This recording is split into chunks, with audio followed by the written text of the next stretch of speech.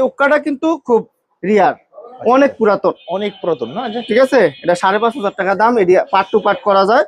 আর আগের দিনে কিন্তু আমি দেখছি কোনো ওই যে নারকেলের ইয়া দিয়ে জানি, নারকেলের আচা দিয়ে, ওইটাই কিন্তু আমরা দেখছি নানারা খাইতে। এটা কিন্তু পিতলেরটা, এইটা হচ্ছে সেম কিন্তু পিতলের। হ্যাঁ পিতলের। ওই সামনে কয়লা দিয়ে, তারপর হচ্ছে পাইপ দিয়ে টানতে হয়। কয়লা দিয়ে সব দিয়ে হয়।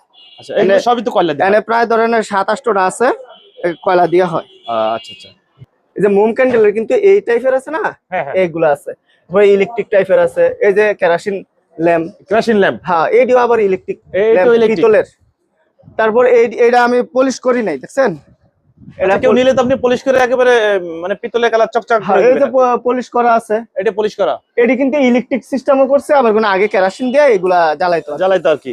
আচ্ছা, এই যে একটা দেখি, এটা কি ভাই? এইটাও আপনার ইলেকট্রিক সিস্টেম, ল্যাম্প। আচ্ছা আচ্ছা, এগুলো প্রাইস কেমন ভাই? এইগুলা হচ্ছে আপনার 22,000 টাকা। 22,000 টাকা। আর এই যে পিতলের এটা?